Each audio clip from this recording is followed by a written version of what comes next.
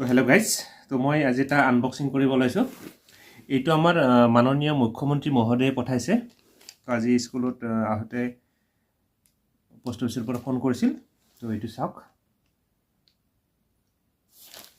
ইয়াত লিখা আছে শতবৰ্ষত ভূপেন্দ্ৰ স্মৰণ, শুভ নৱবৰ্ষ 2026, ডক্টৰ হিমন্ত বিশ্ব শৰ্মা মুখ্যমন্ত্ৰী, লোকসেৱা ভৱন, জনতা ভৱন পৰিসৰ, দিছপুৰ, গুৱাহাটী, অসম। তো ইয়াৰ পৰা আহিছে, কি পঠাইছে আমি চাই লওঁ। তো ইয়াতে মোৰ এড্ৰেছ আছে, লগতে স্কুলৰ এড্ৰেছ আছে। তো মই এইটো চাই লওঁ।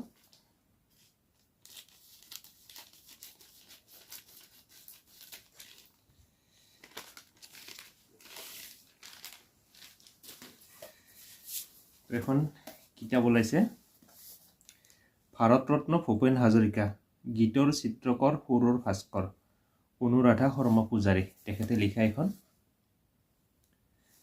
দেখাই আছোঁ। ইয়াৰ পিছত এখন গ্ৰিটিংছ কাৰ্ড আছে, অসম চৰকাৰ। চাওক, এইটো অসম চৰকাৰ আৰু এইটো আছে চিফ মিনিষ্টাৰ আছাম।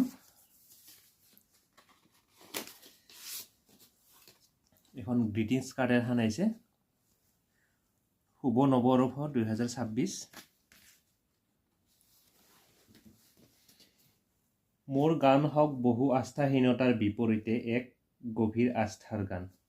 নৱবৰ্ষৰ প্ৰতিটো প্ৰভাতে উদ্ভাসিত কৰক প্ৰত্যয় আৰু আশাৰ ভেহুজালি। মুকলিত হওক সুচিন্তনৰ নৱ নৱ কলি।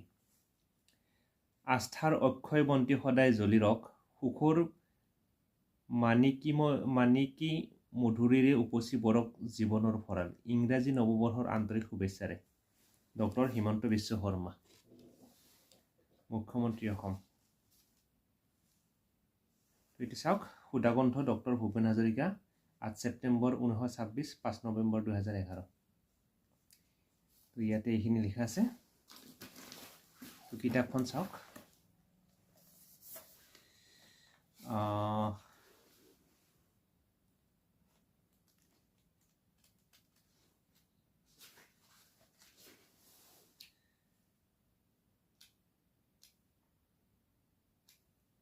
এইখিনি পঢ়িব লাগিব।